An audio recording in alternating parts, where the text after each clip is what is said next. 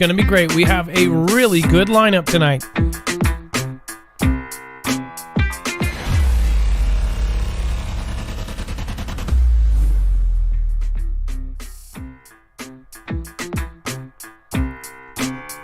What is going on, guys? It's Adam, a.k.a. Marf, and this is Marfoogle News. If you did not know, half of the country is in a snow blizzard, so again, I'm praying for everybody in Texas and otherwise. We'll talk about that briefly, but we have some pretty important issues that are going to come up today as well.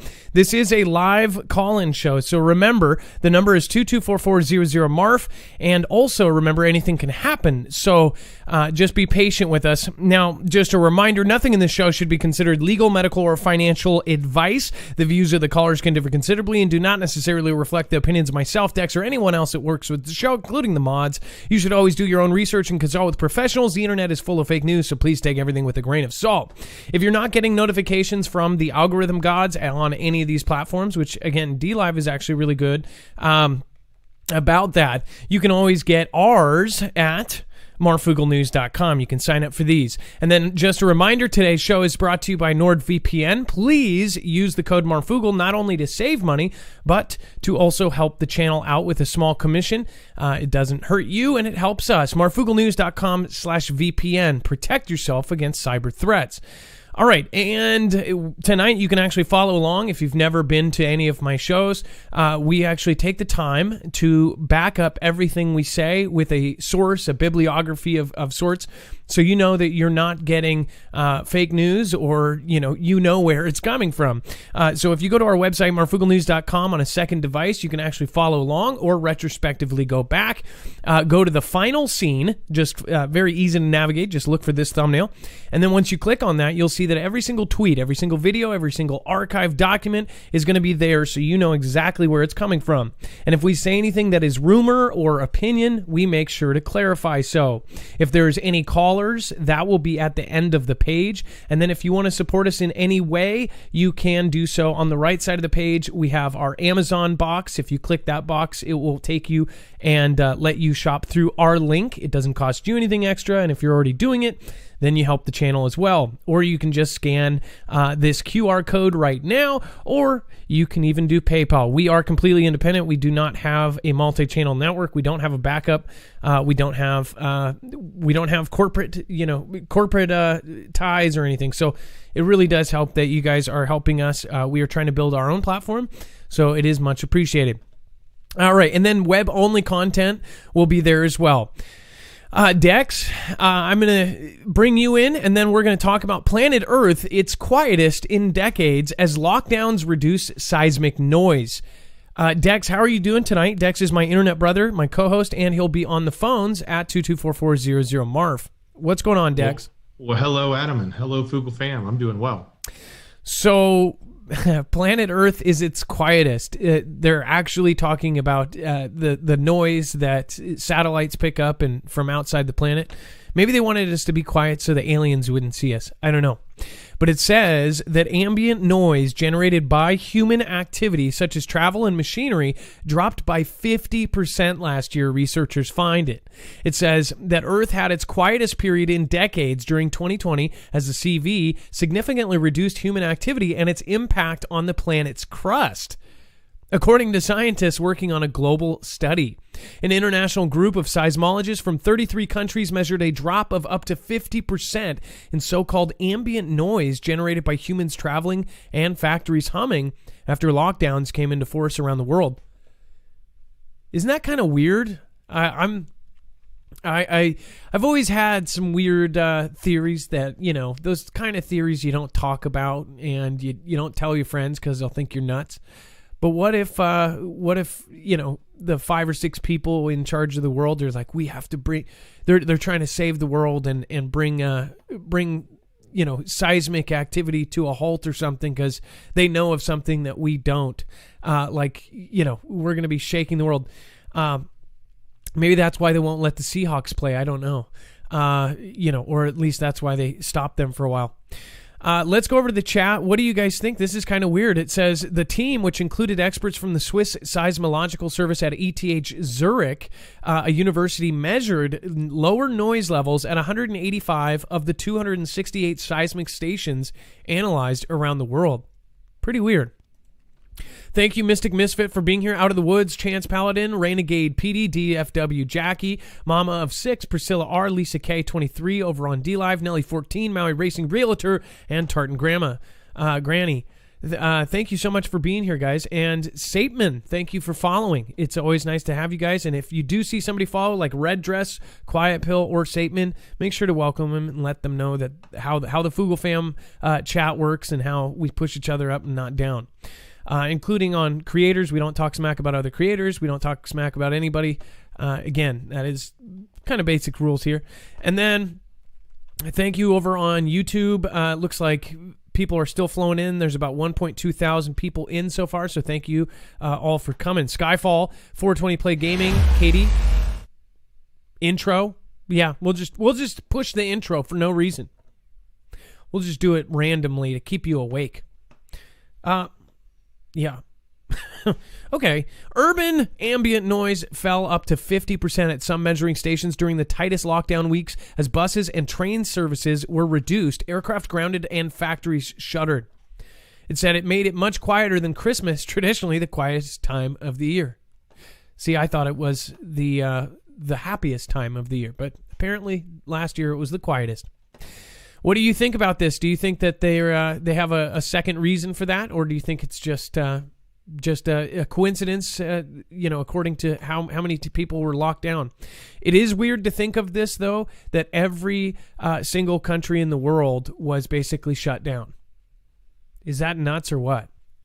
Some less than others, but most. I mean, you're talking about a global event that everyone was told to stay home. Pretty weird. Even inside. If you remember Europe in the very first few months, and I don't know if Europe is still like this, Gem, if you're here tonight, let us know. Like, are they as strict as they were? We saw a lot of videos of people saying they can't even hang out in their front yard. That was pretty shocking to me. You actually had police kind of coming up and saying, hey, you need to be in your house. They're like, no, I'm going to be in my front yard if I want to be in my front yard. And she's like, no, you can't. You need to go inside or I'm going to arrest you. That's scary. And then, of course, the 7 minutes of terror. My wife was even talking about, like, what's the 7 minutes of terror? It sounds like a bad movie. And I'm like, it's NASA's Perseverance will land on Mars today. And the 7 minutes of terror is the supposed lander going in and going through this atmosphere and burning up. It says 7 minutes of terror. NASA's Perseverance will endure blistering temperatures of 2,370 degrees Fahrenheit as it travels 12,000 miles through Mars' atmosphere before screeching to a halt using a supersonic parachute and landing on the surface today. It says NASA will today try to land its Perseverance rover on the surface of Mars in a crucial moment for the space agency's hopes of colonizing the red planet. The descent of the $2.2 billion car-sized spacecraft will be live-streamed by NASA at 2:15 Eastern and will show Perseverance trying to endure the so-called 7 minutes of terror. Now, this is Dex. So this happened. It was successful too. It was a real big deal for the NASA team and those that follow what happens in space. And yes, they did land. Actually, I have a video and it's on our website. So if you want to show it, it is not the actual video. It's a rendition because there's no way for them to have cameras there to see, the third person point of view. But if you want to see how this ship actually landed, it's on the website. Do not play the audio because it does have music in it. And I don't know where it's from, but the video's from NASA. And you can see this is actually really interesting the way they did it. It was a multi-part capsule with the robot attached to another device that lowered it to the ground on some sort of straps and then let go of the straps after it landed it, and then it flew off. It was really interesting. This looks so like 1950s. The graphics are good, right? But it looks like something that you would see in the 50s. And this thing was going 12,000 miles per hour. Do you realize how fast that is? Like, that's insane. And then just comes quietly to a stop. It makes you think, like, how did the first rover... was this the same thing that they did for the first supposed rover? Or how did they do that one? Like, this one sounds like it was, did we even have the supersonic type thing? Yeah, that's a great question. I don't even remember how that first rover landed. I remember, we've got one there, but I kind of want to go back and see what did technology change from that landing to this one. Here's the thing, though, is so there's been videos for years, and I think, I know that a lot of people debate this, and they think that that people aren't even in space, period. That of course there's tons of theories, but one thing I wonder, though, is with all the videos we've seen of the moon, and specifically a couple recently that showed objects kind of floating. In fact, lots of people actually saw those videos of the three objects kind of flying over the moon. It was a zoomed in shot of somebody with a really, really good camera, and you could see these three things flying over the moon's surface. And the shadows of the objects were, farther off. I mean, it looked so good. If it was CGI, they did a great job. It was somebody who's either professional CGI or it's the real deal. Like, the thing is, there wasn't really much reason to do that unless it was going for a viral. And I heard that the first person didn't even really share it out. But either way, that video and all sorts of others, if you think about how the government works and how the government does secret stuff, how many secret launches we've had, and there'll be public launches, but they won't tell you what the payload is.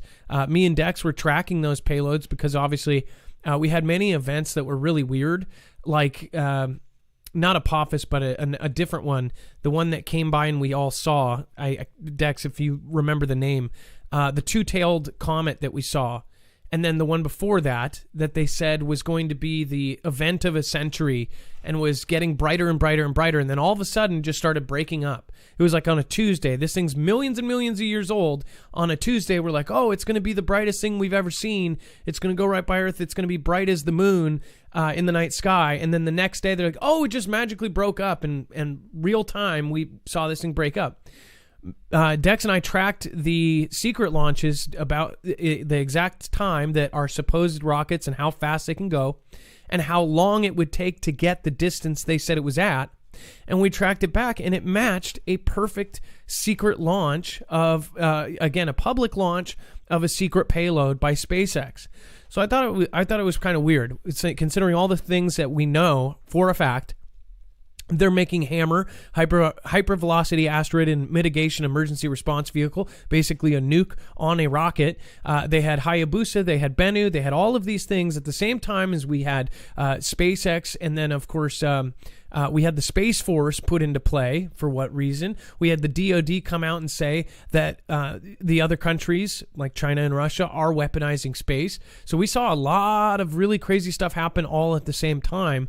And of course, drills on the ground in New York. They had a simulation of an asteroid hitting. So the whole thing with this is like, to get back to my point, is when you see the moon and they say all of this stuff, and we have a story tonight talking about Russia and China about the moon, is like, if they are publicly telling us one thing, then they most likely have done a lot of stuff before this.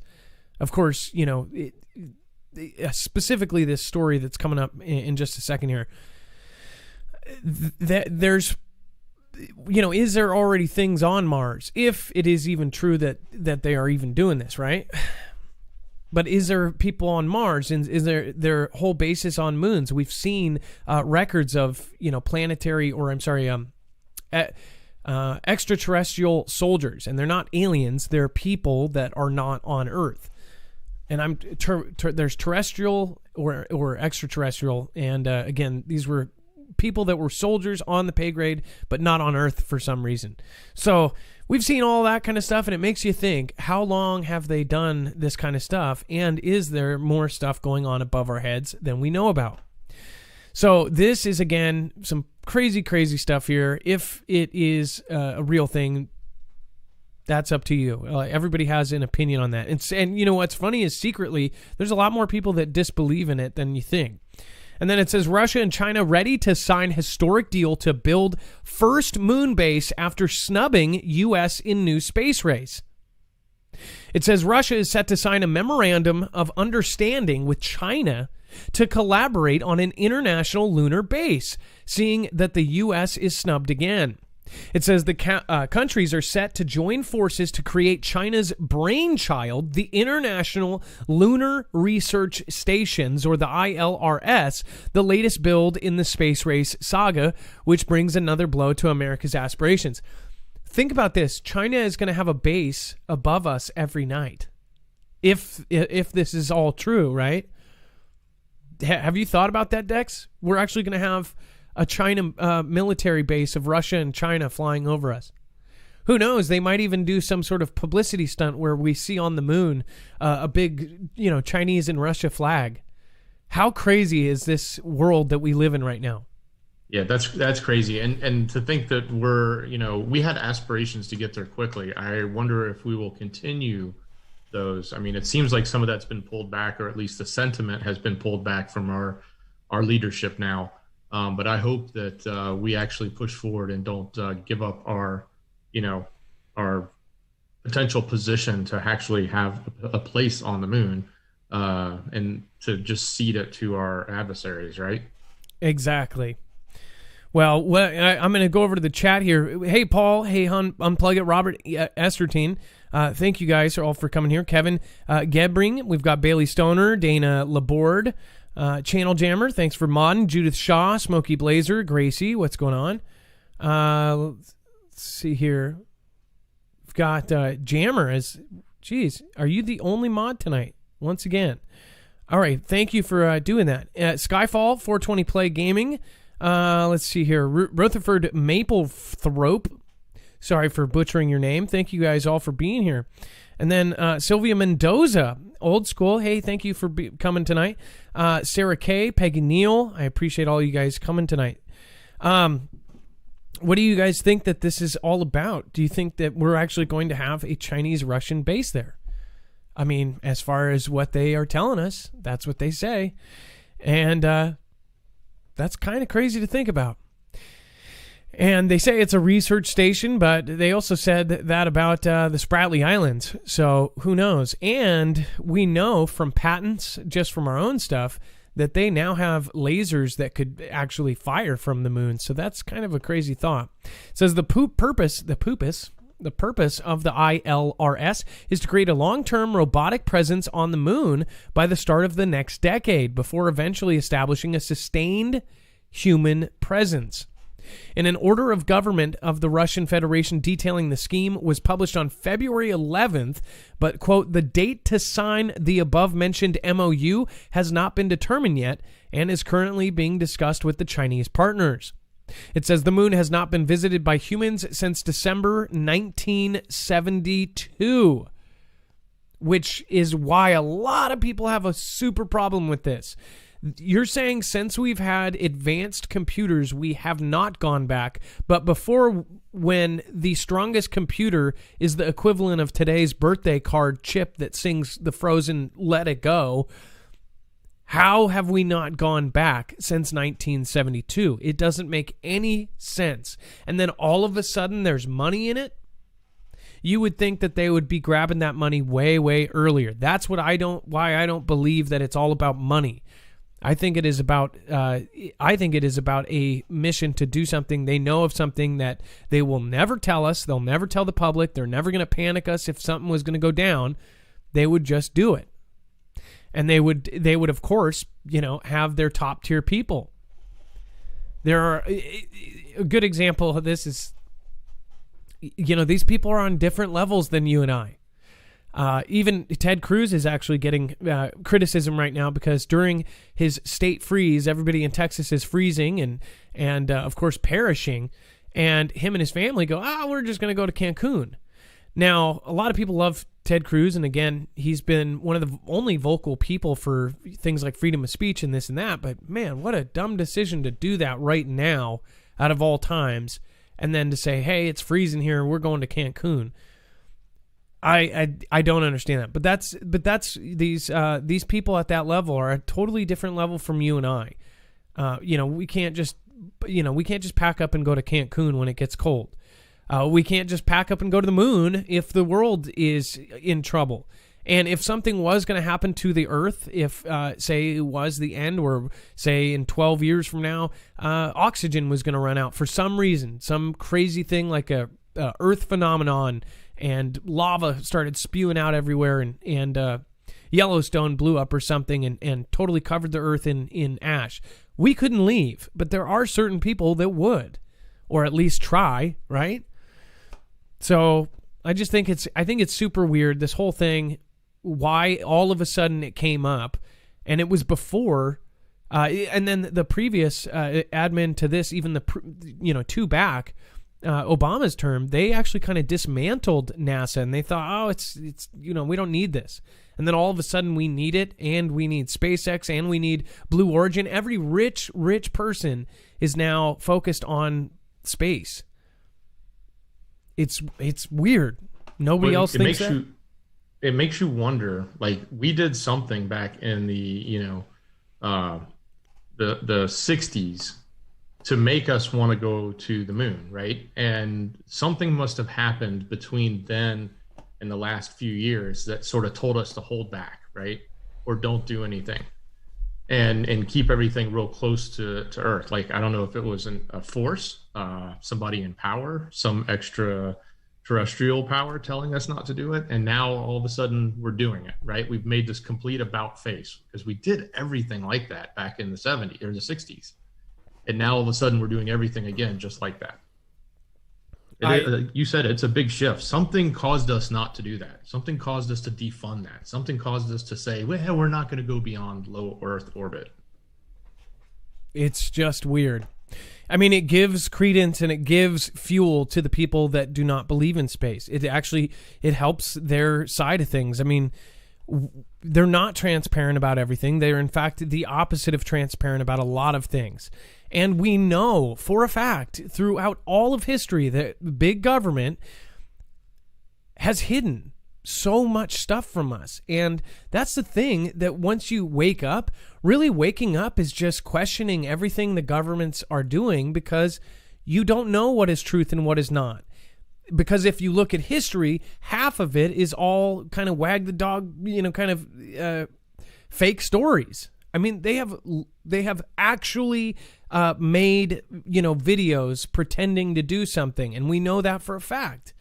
They've been in a studio making a world event happen, and then it comes out 30 years later.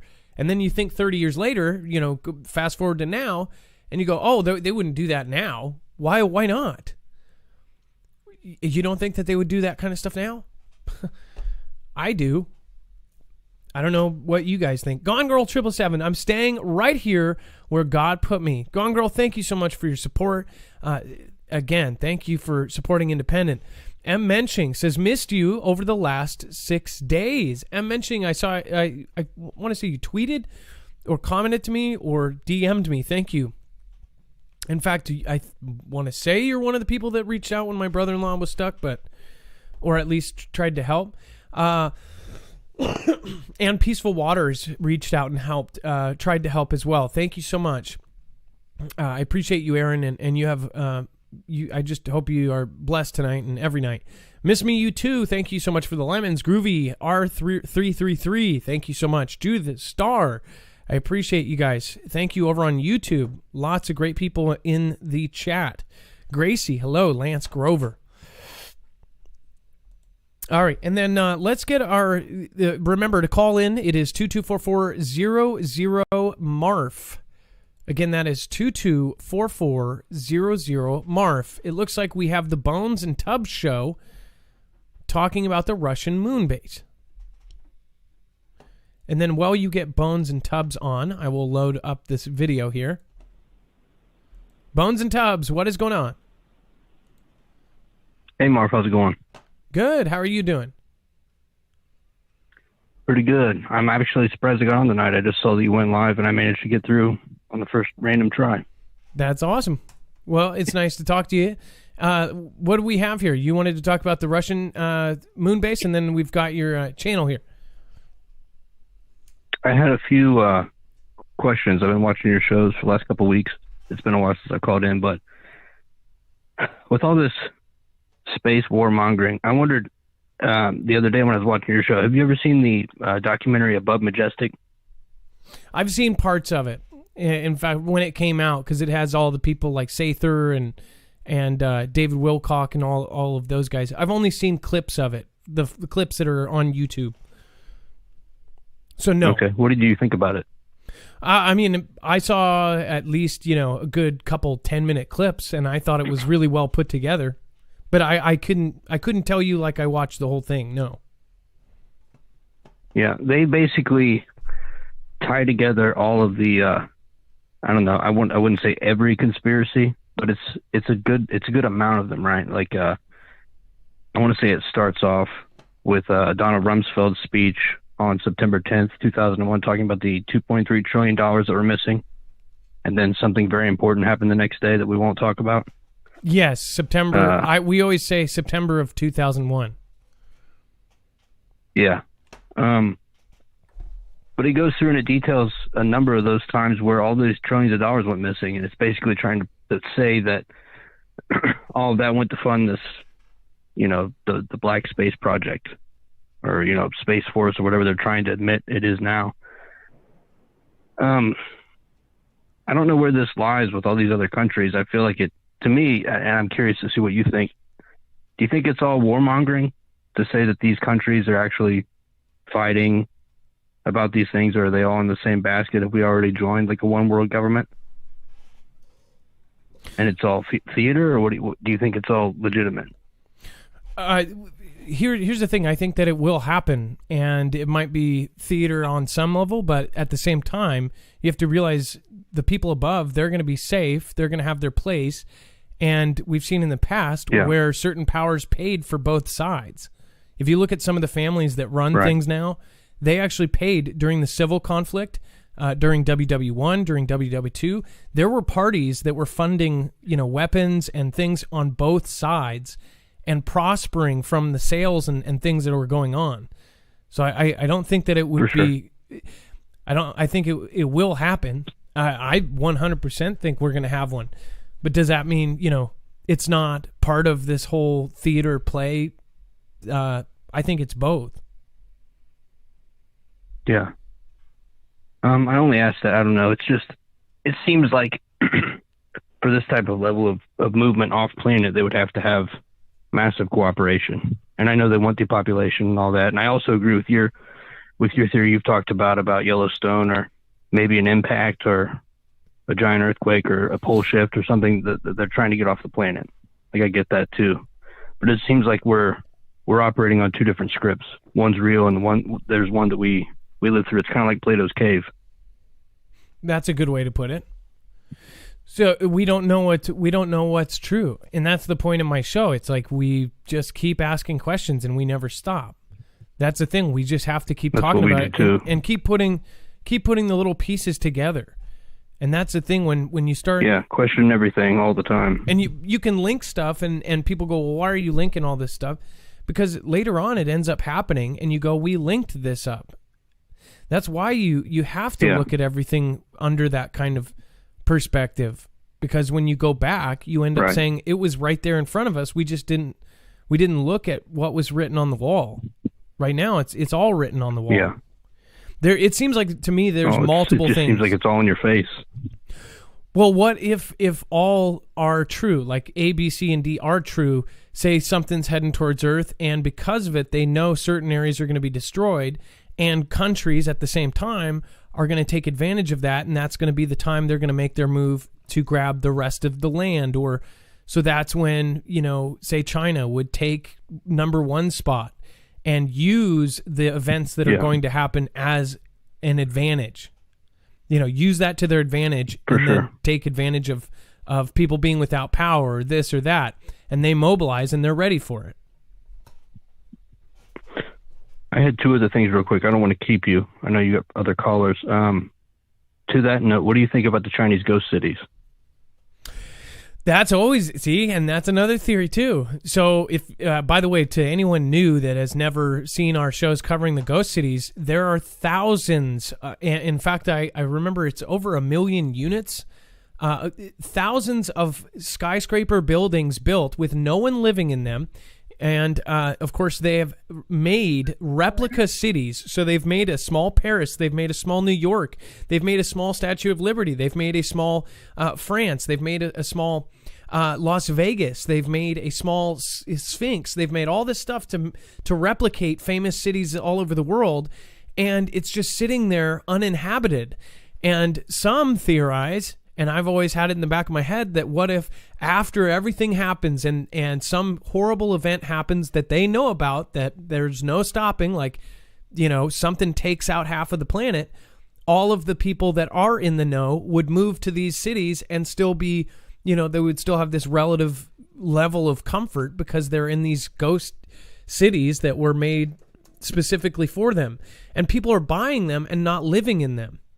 But then they've come up with this whole thing like, oh, no, it's actually for the economy because it keeps people working and this and that. I mean, they're still uninhabited. No one lives there. Once you see pictures of it, you're just like, whoa. What do you think about it, Bones and Tubbs? I honestly don't know, and I wish I knew more about the distance, like how far out they built them from China, but it seems strange to me that if they were worried about an impact or some sort of natural disaster, they wouldn't build them so close. You know what I mean? Well, to me, I mean, it depends. I guess there's multiple areas that are like this, but this is a perfect picture to show. These are all uninhabited. There's hundreds and hundreds of these. It's scary. It's creepy. No one lives here. It's super creepy. It's an entire ghost city, and they're even like, from everything that you can find on them, they're completely like wired with electricity. They've got all the plumbing. Everything's ready to go. They're just empty. And there's multiple of them. See, look, this is a perfect picture. They've made the Eiffel Tower, and for these apartments, like, why? It just doesn't make sense. Yeah, why'd you do that?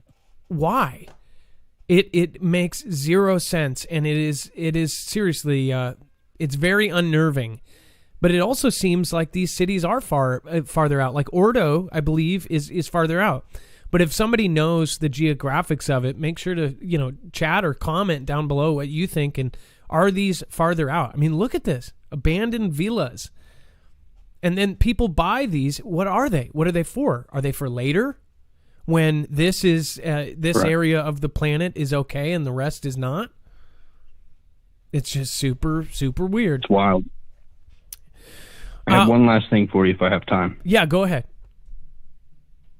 Have you heard of the Adam and Eve book written by Chan Thomas that was just recently, I think it was 2013, was declassified by the CIA?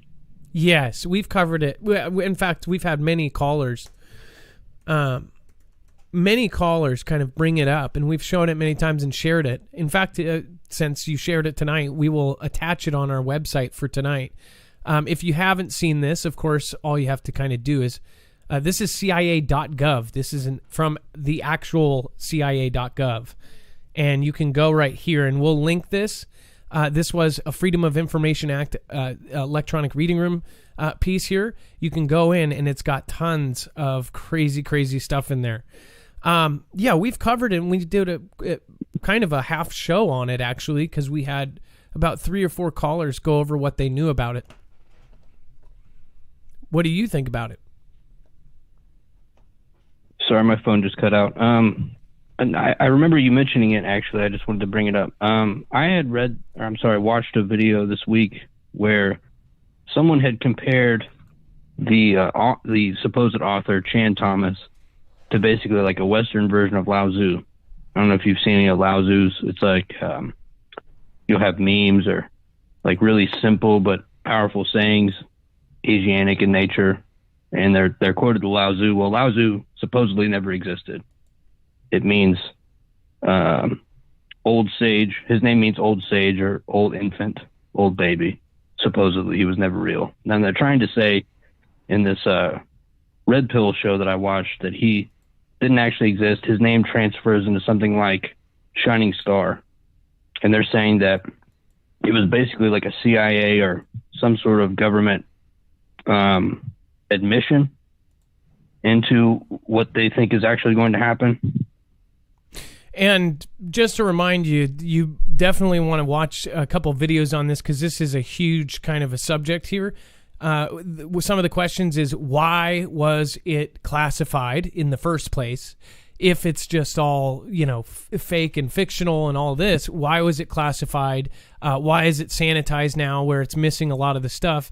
It's super weird. And I want to say there's a documentary about this, which I will get the link to. I have it in my history, and I will attach it to tonight's marfooglenews.com. It talks about it talks about Adam and Eve and the cataclysm kind of theory that goes behind it. Well, Bones and Tubbs, it was thank you for bringing it up. It's always a great thing to bring up stuff like this because then it gives us a chance to share it out again.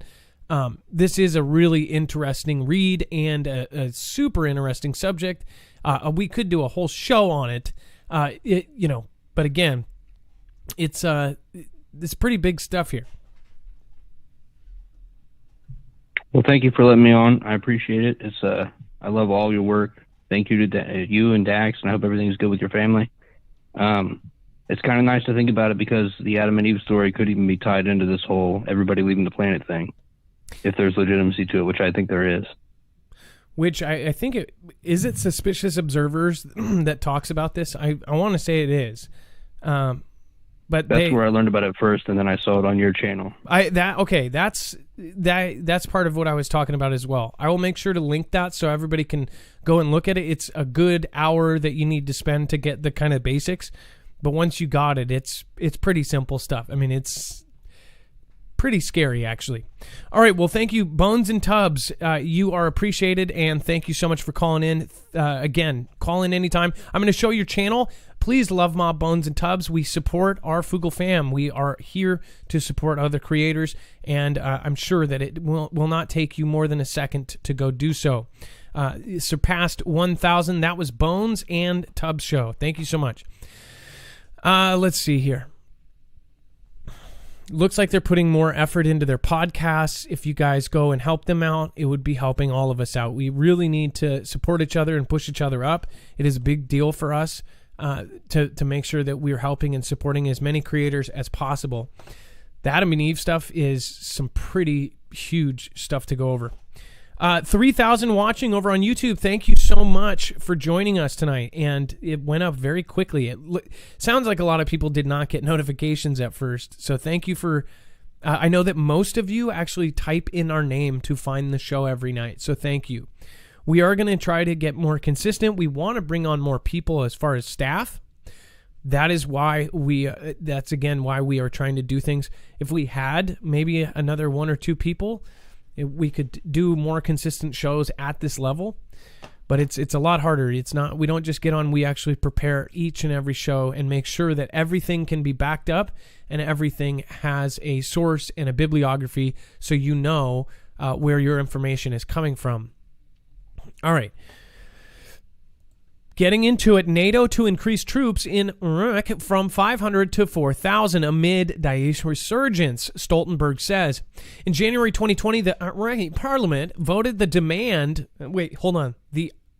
Let me see if I can do this.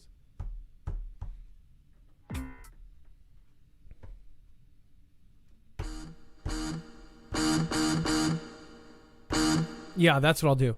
The parliament voted to demand U.S. forces leave the country. Instead, Washington threatened to freeze the country's bank account at the U.S. Federal Reserve, where billions of dollars in oil wealth are stored.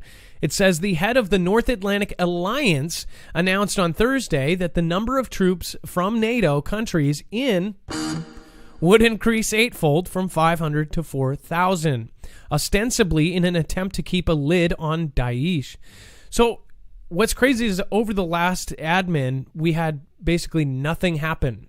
And that is what's crazy is a lot of people are saying, oh yeah, they just tweeted out the other day, like, oh, we are not going to use the previous admins. We're going to do the complete opposite of the last admin's foreign affairs policy. And that's true because the last admin did not get in any conflicts and did not up troops anywhere. In fact, it went down to basically nothing. So now they're putting 4,000 troops with NATO, of course. NATO is a little bit of a different story, but that we're going to end up being tied into this somehow, I guarantee it. Training activities will now include more security institutions and areas beyond Baghdad, NATO Secretary General Jens Stoltenberg said on Thursday's press conference. It says, quote, "Our presence is conditions-based and increases in troop numbers will be incremental," he said, adding, "Our mission is at the request of the government, and it is carried out with full respect for sovereignty and territorial integrity. I spoke with Prime Minister Al-Kadhimi this week and assured him that everything will be done in full consultation with the authorities." Bam! I think we probably need a different sound. Requirements for new Air Force Doomsday planes seem to preclude anything but for 747s. Now, for a second, I was kind of confused this, and I did some research on this as far as they're basically saying it's going to be 747s. I actually thought it was already 747s. In my mind, I thought of Doomsday planes or the E-6B as this gigantic plane. It is a big plane, but it's not as big as the 747. They were actually, I believe, based off of 707s. Dex, are you there?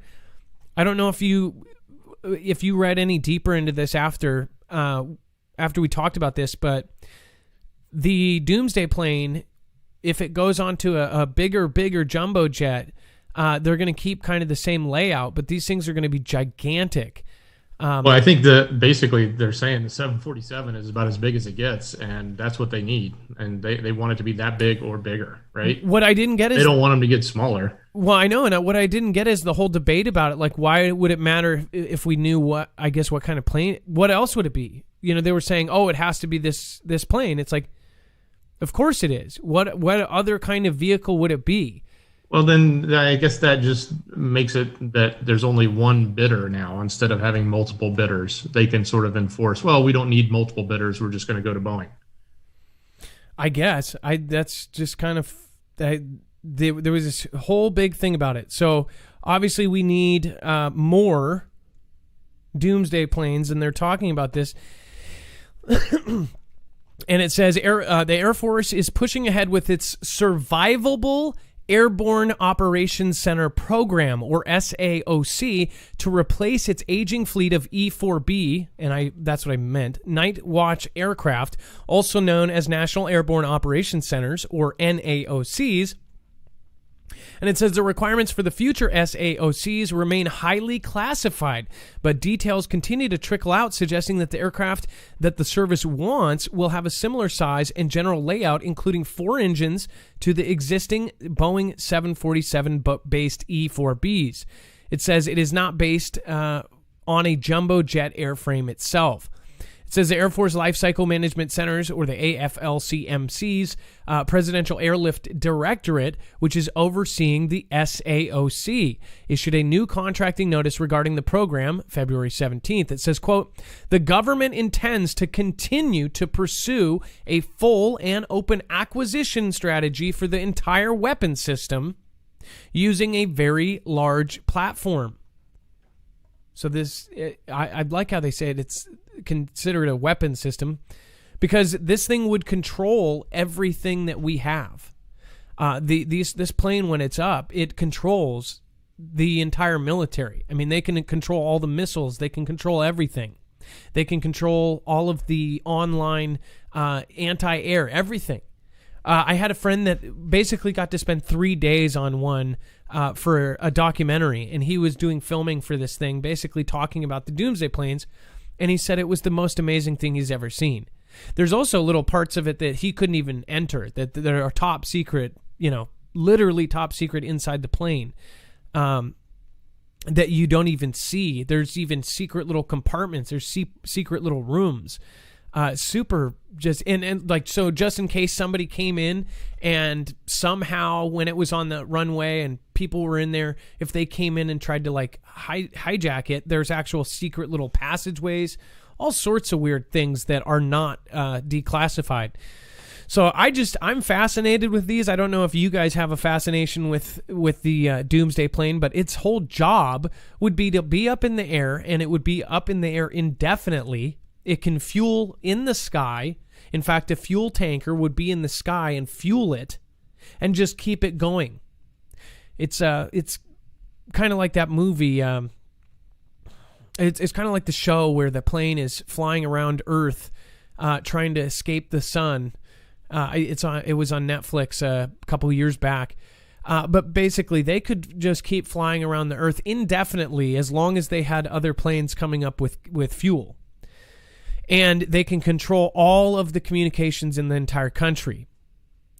A lot of people saw these just a few months ago when all of this stuff was going down. Of course, Dex, do you remember the last time? What was going on when we saw the sightings of both of these? We saw one on the East Coast and the West Coast. Do you remember what event was happening at that week? It was that day. I want to say it was Beirut. Yeah, there was definitely something then, but there was also, they were scrambled recently, just before transition time. You remember that? That's right.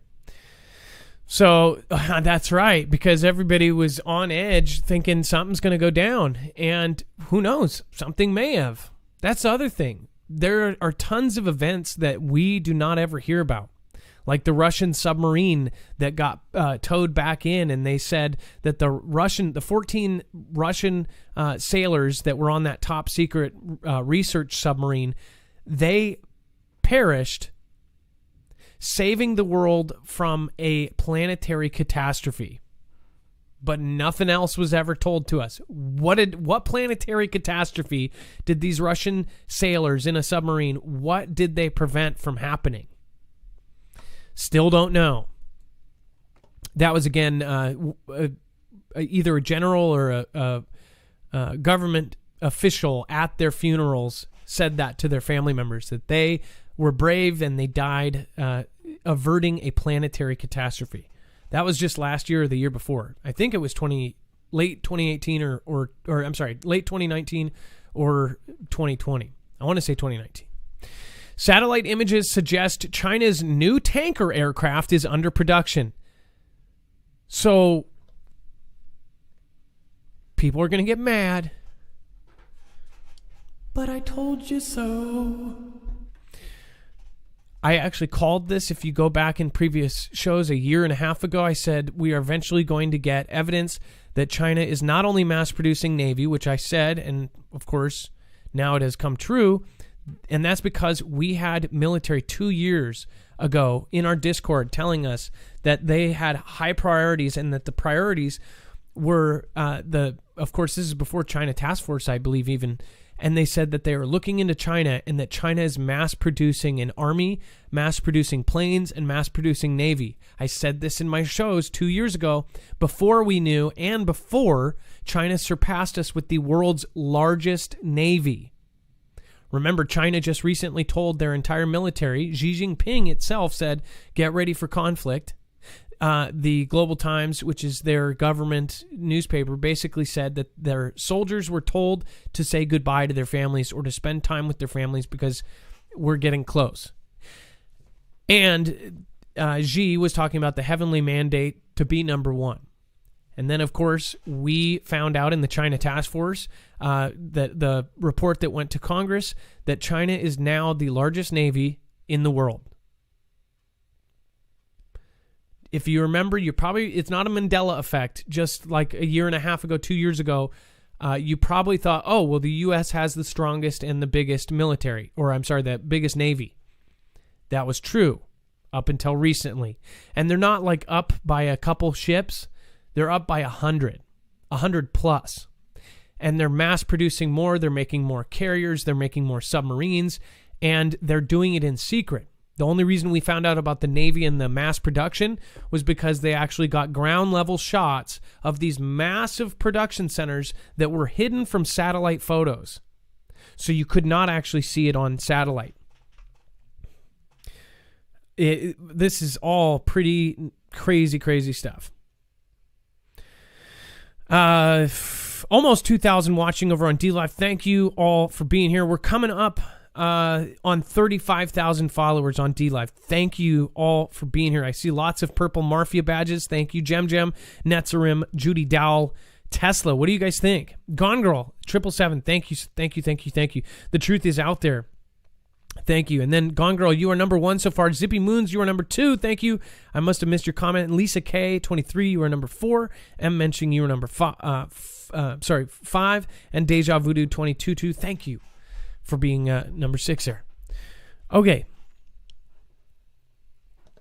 Getting on with it. It says Australia satellite imagery appears to indicate China has begun serial production of a tanker aircraft based on its indigenous Xi'an Y-20 airlifter, filling a notable gap in the power projection capabilities of its air force. The overhead imagery of the airfield at Xianliang, taken December 30th, 2020, and provided to Defense News by Planet Labs, shows 4 Y-20s and the shadows of refueling pods on their outer wings clearly visible, indicating that these are Y-20U tankers. It says that the Y-20U tanker is a variant of the Y-20 and is believed to be fitted with 3 refueling points, these being located on pods mounted on the outer wings and 1 more on the rear fuselage. I don't know if you guys are getting this, but it says refueling is achieved by the hose and drogue method, with refueling basket at the end of a retractable hose where the receiver aircraft with in-flight refueling probes plug into the basket before taking on fuel. The first Y-20U prototype made its maiden flight in 2018, and the appearance of 4 Y-20U suggests that the flight test program is complete or has advanced sufficiently enough for serial production to begin. It is unknown whether the Y-20U will be a dedicated tanker or will retain its cargo capability and the standard Y-20 airlifter. Dex, do you know why this is a kind of a bigger deal for them to have a fleet of these? I know you're on the phone here, and I believe we're going to get the next caller on here in just a second. Hey, Adam. So these tankers, I mean, like, I guess it's a new update for them as far as like being able to refuel and be able to carry out more missions in air without landing. And I think it's probably something that's more critical to them because they don't have as much many bases around the world as say somebody like the U.S. does, right? Exactly. So they don't have as many refueling points, especially if they wanted to take over the world. Yeah, exactly. So I think that if they have these kind of places where they can build this, big enough to build those, they can build pretty much anything and do it under the cover of these kind of hidden places. Let's see here. The PLAAF currently operates about 24 tanker aircraft. That fleet is mostly made up of H-6Us and naval H-6DU tankers based on the Xi'an H-6 bomber, which is itself similar to Russia's Tupolev Tu-16, which dates back to the Soviet era of the 1950s.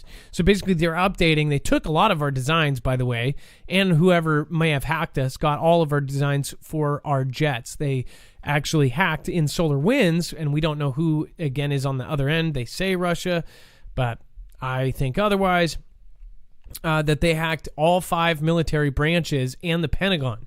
So imagine if we did have any secrets, top secrets, if we still have those secrets. That's one thing to think about. All right, let's... Okay, and by the way, Gloria, thank you again. Thank you.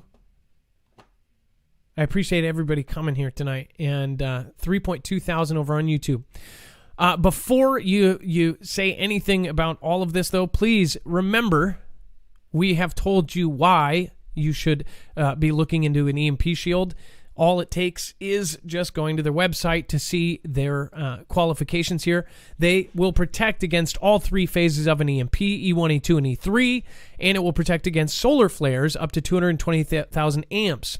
We've shown you the evidence that DHS, Department of Homeland Security, and other agencies are now warning that Americans should have 6 months to a year of food because of no power, because of the possibility of 90% of us perishing if we have a major grid down scenario. What you can do to protect your devices, your gear, your generator, your house, your car, is get one of these and wire it in. The car version, which is their most popular, would protect your car from being stuck out there if we do actually have an EMP. Again, that is something that takes 5 minutes to wire into your car. Anybody can do it. Go to marfooglenews.com/EMP. You will not only support the show, but you will also get $50 off per device, and you can cover all of them. All right. Thank you again for supporting us in advance. If you don't go through us, though, go through some other creator. Either way, we have told you honestly why we think you should have one. Remember, you can choose somebody else to go through. That's how much I hope that people listen. Let's get our next caller on. And thank you, Gone Girl, Cutthroat Mom, Audrey's Visual Arts says, love you guys. Thanks for all you do. And Mystical Misfit, thank you. Thank you and thank you. Red Butterfly, I appreciate it. Lisa R. Hall, thank you for popping in tonight. I know you've got a lot of stuff going on in Bones. Thank you for popping in and modding. Make sure to thank your mods. They are who make it a great experience in the chat there. With over 3,000 people, it's a job. All right, Cynthia Pillow, what's going on? Hey, how's it going, Marv? So, is it true you're in Texas? Yes, sir. Cleburne, Texas area, but I live in Godley. It's about 11 minutes from Cleburne. That's my closest town. Okay, and then let me ask you this. So what is the video we're going to pop up right now? It is me walking through our local HEB today, about 3 o'clock. Okay, let me pull it up. And it is about a 4-minute video, so you don't have to watch the whole thing. But that's just to give you an idea of what we're dealing with over here. And they hadn't had a truck in a week, so... Jeez, I'm so sorry. I'm praying for all of you over there. Can I ask you, what do you think about Ted Cruz going to Cancun? Did you hear about that? I did hear about that. Hey, man, look, he was trying to keep his kids safe on the travel to there, and he had a plane already, a ticket already bought to return the next day. But, I mean... I think people want to be. A lot of people think that because he has the ability to. So. I don't actually really have a problem with it, but I think if he had the ability to do it, he should have taken a private plane. Then nobody would have known. Right? He took a public transportation, which, during this time he should have known. That was just bound to get him in trouble. Exactly. I mean, if you got the money, say if you were set up like that. It's the fact that all the rest of the Texans are sitting there that everybody's mad. But if you had the ability, would you not go to Cancun right now? If you could, would you? If I could, I might, because I don't really like the cold. But at the same time, I have family I take care of over here, so I stay home close by. Now, what you're showing here is there no power in the grocery stores? Is this what you're showing? No. There's power. There's no food at all. And it's about 4 minutes long. But yeah, there's no produce, hardly any seafood. Well, there's a little bit of seafood. There's no meat, no chicken, no cheeses, no sandwich meat, no creamer, no butter, no milk, cream cheese, cottage cheese, yogurt. Some of the frozen stuff was gone too. Wow, look at that. Hey, but they had hand soap. Oh yeah, and they had plenty of beer. I saw that too. They had. Gosh, you know what? Plenty of beer. Let me go back. Hold on here. I saw a certain kind of beer, and a lot of it. Mm-hmm. You know what brand it was? Mm-hmm. Corona. The blue kind. Yep. Oh yeah, that. Yeah. I didn't. You're right. Most certainly right.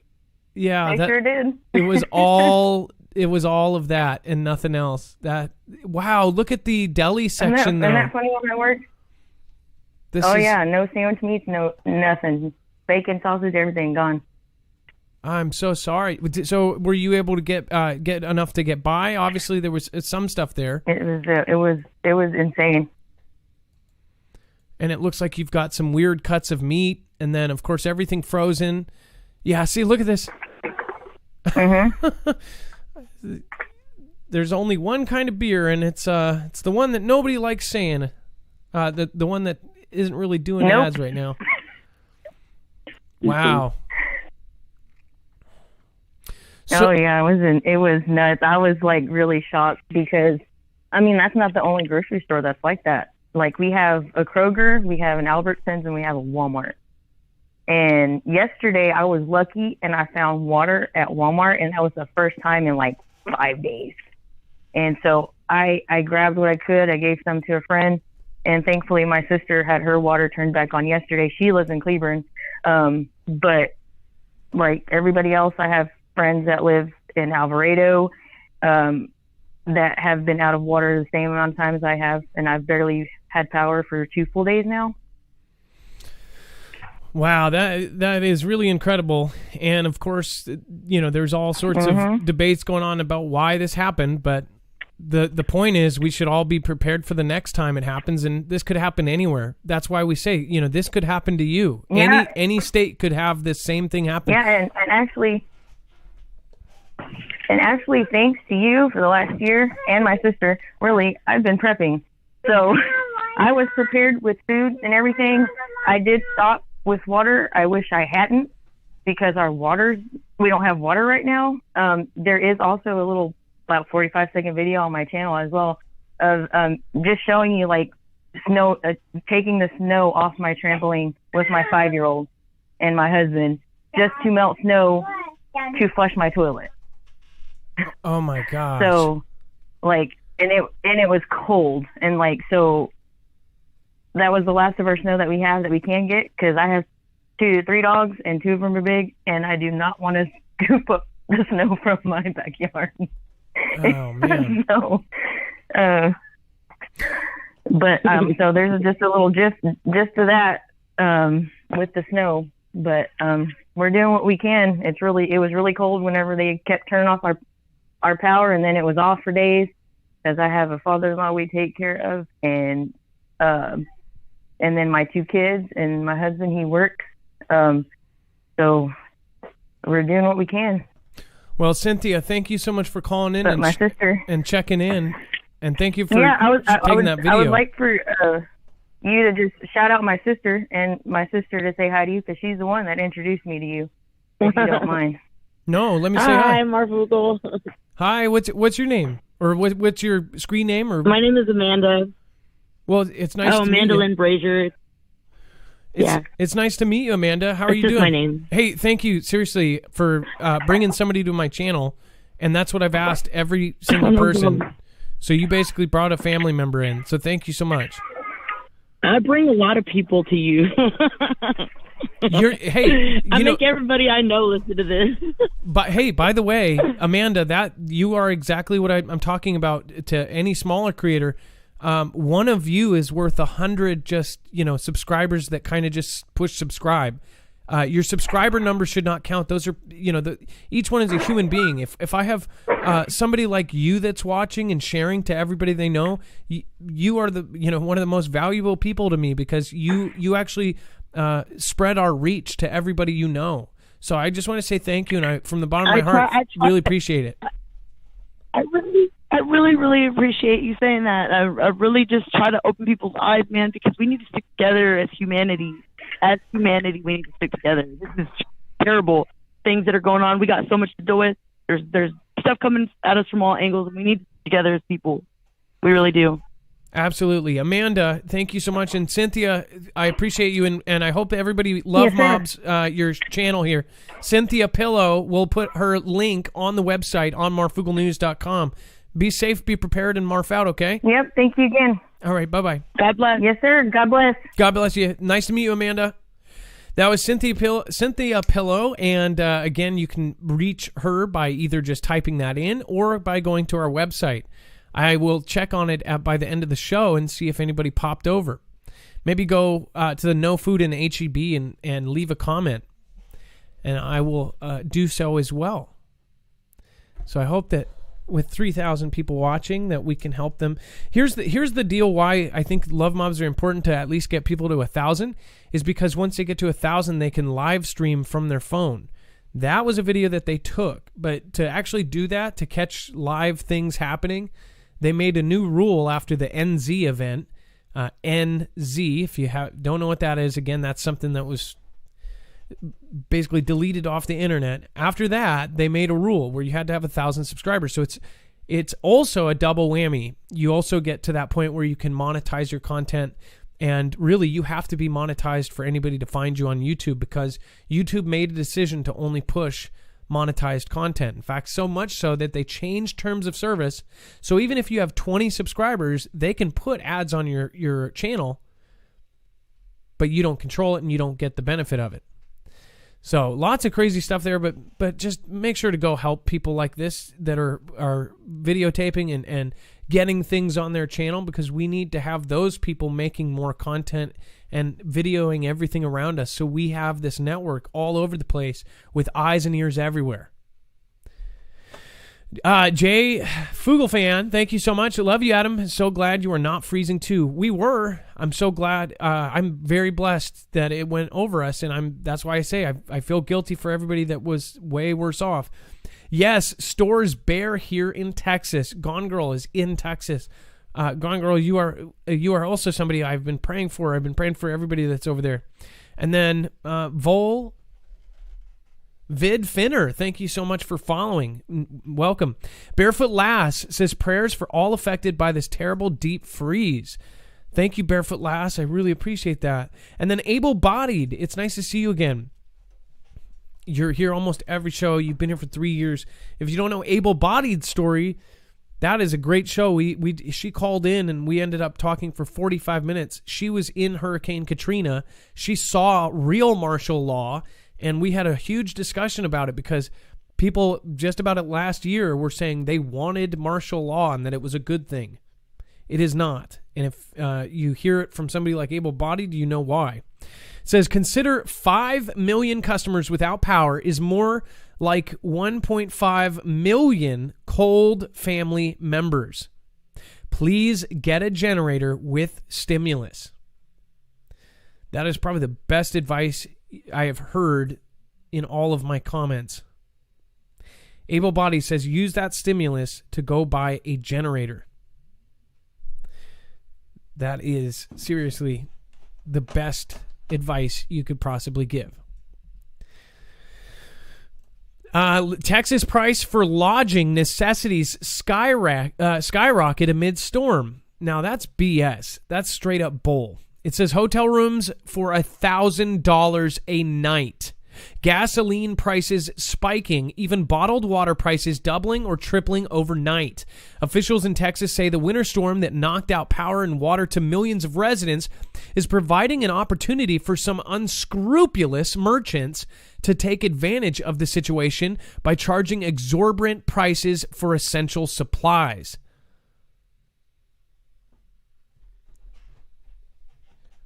We need to go to Texas and kick some ass. I'm serious. Like, these people are just... A system set up Wednesday in Houston for residents to report incidents of price gouging received more than 450 complaints. Get this, in less than 20 hours, said Harris County Attorney Christian Menifee, the chief civil attorney for Texas' largest county. It says, quote, the main types of things we're seeing is hotels setting prices at ridiculous rates. What? It's not like it's a little mini mart. It's a full-on hotel that's supposed to be professional, and they're just changing their rates overnight? What reasoning would they give, right? Oh, well, it's supply and demand. No, you're going to fill up either way, so you're choosing to change your price to maximize on a disaster. That should be illegal. It says we've seen allegations of packs of water being sold for 2 or 3 times the normal price, or packs of water being divvied up and the individual bottles sold at excessive prices. We've always seen that, and you see that on the corner or during a summer, day. Somebody's trying to make $3 a bottle at a concert, but during a disaster, that's disgusting. That's sick. Deshaun Walker, 33, searched for a hotel room Tuesday night to avoid the cold of his powerless Dallas apartment. After finding all the rooms in Dallas booked, he ended up driving to an extended stay hotel in the suburb of Louisville, only to pay $474 for a one-night stay. And I guarantee it was probably a crappy hotel. He says, it's crazy. He said, I mean, why would y'all go up on the hotels in the middle of a crisis? Like, dude, come on now. Wait, who is this? Oh, I thought it was the president. Everyone is just trying to make it and capitalizing off of a crisis, and that's so unfair to people who really can't afford it. Such price spikes are illegal under Texas law, which prohibits selling fuel, food, medicine, lodging, building materials, or other necessities at an exorbitant or excessive price during a state or federal disaster declaration. It says the Texas Attorney General's office urged residents who suspect that they are victims of price gouging to file a complaint with their office. Violators may be required to reimburse consumers and can face civil penalties up to $10,000 per violation. Additional penalties up to $250,000 can be imposed if the victims are elderly. I'm sorry, I think it should be $250,000 period to those hotels. Those hotels that already make, or again, I'm sure if you are in the hotel owning business, it's not amazing, right? Especially during CV. But you're going to use this to make up for it? You're sick. Shouldn't own a hotel if you do this. Western Body says, if the sudden rise in utilities for the hotels as to the goods, just plain greed. Okay, so actually, I don't know if that's what you intended, Western Body, but the point there, one thing that I don't think this is mentioning, and I don't know, what if the power went up for the hotels? That would be a different story. They're not saying that that's the case, though, because we read and we put a video out. If you make sure to go over to Marfoogle News, we put a clip of that show. And we actually put the clip of talking about how power bills went up on certain companies, raised their bill so exorbitantly that it was $500 a day for their power bill. A day. When we took one example, a real example was this woman said that her whole February bill last year at the exact same time in February, for the whole month of February, was $33. This year, in just one day, it was $480, and it was looking at about $6,000 for the month of February. That is insane. And she is one of the lucky ones, apparently, because she has power. But the power companies raise the rates. Now, if they raised it at the hotels, that would be the only way I could see this being justified. But I don't think so. Dex, what do you think about this? About price gouging? And by the way, just to remind you, this could happen anywhere. This is why you prep. This is why people prep.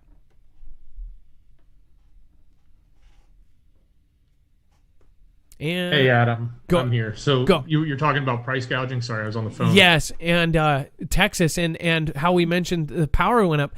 Do we know if the power went up for these hotels? Like, is that why? Because it looks like they're just gouging. Yeah, I don't know if their power. I'm assuming this power increase that everyone is experiencing wouldn't happen to everyone, but I don't really know what the rules are around that. Obviously, the power pricing is going up because the gas pricing is going up to fuel the power, so they're passing it on to the consumer. But the one thing, did you mention? I don't know if it was in there. Did the governor actually do anything about gouging? Did he sign anything? Because I know, like in Florida, when they get the hurricanes, they always come out immediately with a price gouging, law, or they sign a declaration saying it's illegal, and if you get caught doing it, they have and we did exorbitant fines. So they can do a complaint, but if they do get hit, they get $10,000. If they did it to an elderly person, which I think it should just be any person, because then they just wouldn't do it. Nobody's gonna. Right. Do you think that somebody was like, "Oh, it's an old person, I'm not going to gouge you"? Actually, your room is $98 a month, a day. No, they should do it. They shouldn't be gouging at all. I mean, I understand, a little bit of the price can go up, and that's a reasonable price increase. But and you see that like in demand, just to manage demand. But you can't have it be a gouge, right? You got a hotel room that books between $100 a night and $199 a night, and that's what they have their listed price on. Well, okay, they can ask $199. They can't ask $2,000 a night. I don't think that's fair, right? That's where it gets ridiculous. They have their published rates that they go in between, and usually you would expect them to stay within that published rate. Wow. So we just got a comment from Gone Girl says, I tried to get a room to get out of this mess instead of freezing, and I believe it says $650. It could be $850. The numbers are so small. It's either $650 or $850. So Gone Girl actually, in our D-Live chat, said that she tried to get a room instead of freezing and said it was $650. Gone Girl, I hope you report them if in case that is gouging. And then Jay Fugelfam says, just had to take a ride on your show in my Ninja Guinea. Wait a second. Dex, can you check D-Live? I don't know if I missed something here. I don't know if I missed a Guinea or a jet here. Just Guineas. There's no jet. Okay. I was sorry, and if I did, I really do apologize. Do the world a favor. Ditch your funding for your Israel mates. Remember the USS Liberty, says Nordic Prince. By the way, Nordic Prince, it was nice to see you earlier. We were hosting somebody that was talking about D-Live and about how it was, his opinion was it was declining. I said that we need to talk about this kind of stuff and get D-Live back up. Honestly, I think that people could go over and make that a really amazing thing, and I think they're trying to fix kind of the problems going on. I think they did somewhat of a good job, actually. End Times, thoughts and prayers to all. Thank you so much. End Times, it's nice to see you here too. We need to talk to you, Chaw Money, and other people. We need to get some events going. I love Dosh Hounds. I appreciate you. Unicorn Forest, Jen, Wisconsin, thank you for being here. Thank you for supporting independent. Really do appreciate that. Let's see. Are you kidding me? Oh my gosh. So watching my own show, this is kind of crazy. It says, would you like to take a break? You've been watching for 1 hour and 15 minutes. Adjust or turn off this reminder. I don't know if this is a YouTube thing because it's only popping up on the bottom. Have you ever seen that, Dex? That's like, hey, are you sure you want to watch this show? Maybe take a break and watch something else. That's weird. I don't know if that is a YouTube thing or if that's just a thing in general. That's weird. I've never seen that. Rip Curl says, that's okay. Never mind. But go check out Rip Curl's suggestion there. He put a link. Bones, Yabba Dabba, and Shastina. People think we are just prepared. We've got Nigel Bertram says, Oogle is Big Brother. Yes, they're above Big Brother. Miss Marf is in the house over on YouTube. Thank you, my lovely wife. I wonder, you can't get on, you might not be able to get on D-Live. Love you, and thank you for watching, and thank you for being part of everything, and thank you for being my rock. I love you, I love you, love you. It says the hospitality business has taken a financial beating in the last year, in large part because of the government-mandated closures. Yep, absolutely. And then Texans running out of food as weather crisis cripples supply chain. Let's get our next caller on, and then we'll talk about this again. We just saw a video proof of that by Cynthia Pillow, basically showing no food there. It's just, pretty absurd. Trish Killen, thank you. Jacqueline Fall, Look and Behold Foundation on YouTube explains the pole shift connects all these dots. I'll check it out. Jacqueline Fall. All right, you are live on Marfoogle News. What's going on? Hey, what's going on, Marf? What's going on? Scripted 21 Bravo. How's everybody doing? I'm in Texas myself. And it's pretty hectic out here. It is pretty hectic out here. I'm not gonna lie, but it's the level of being prepared, like you said earlier, and a few other callers also stated, being prepared. A lot of people get complacent and they get comfortable and content with feeling that they're okay, that they're fine, that they're safe, that they're prepared. And this is the way of life now, being comfortable, being that my background comes from a military background. You should always try to plan ahead. As for my family and ourselves and our situation, we're managing without water. Our water's been out for 3 days, but with preparedness, we're able to overcome the situation. By the grace of God, our power hasn't went out. But being prepared, like the last time I called before, I suggested this to all the callers, all the listeners, being prepared. Because a lot of things that come into play, like before this storm even hit, the first storm, I would say, because 2 for 2 because it snowed today. But prior to this happening, there was a hint somewhere out there that people have seen or heard, whether it's been from word of mouth or not. A lot of times when you hear things, don't dispute it in a sense of it's not going to happen to me. I'm fine. Don't think you're comfortable because of the situation you're in. Always be prepared. Timing also. I live by the rule of I'd rather have and not need, and then need and not have. So I say truly that's something that everyone should take in consideration. This situation here in Texas should be an eye opener for a lot of people, not even just people in Texas. Being prepared, trying to be prepared. There's a thing with being prepared for just a particular situation. There's overly preparedness, and overly preparedness usually comes out to just being flat out prepared, because if you have extra that you can give away, then it gives you opportunity to give away to family members and friends where it doesn't really hurt your supply. So yeah, it's pretty hectic out here, man. But I can truly say I'm blessed. Even though all this turmoil and everything's going on, I honestly feel like I'm blessed because I still have my health and I'm still breathing. And now, I'm sorry. No, I was just going to ask, and because we're trying to kind of, in my head, I've been trying to, what city are you in again? And does your city have power as far as most of the people in your city, or is your city out of power and you happen to be one of the lucky few that has power?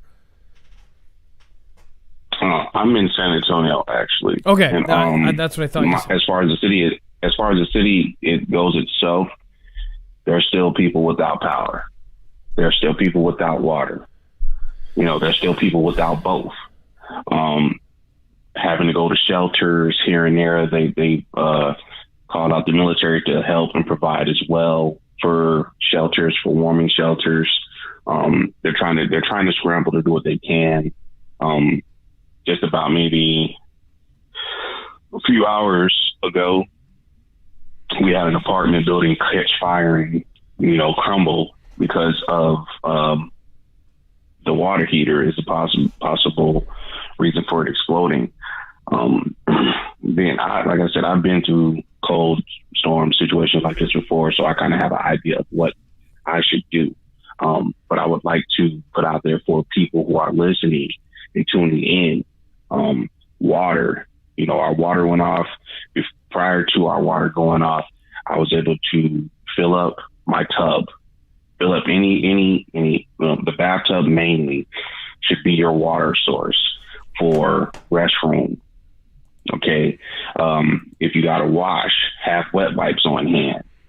Bird bath, that's a military term. Bird bath. Use wet wipes to wash yourself. Bottled water should only be used for drinking.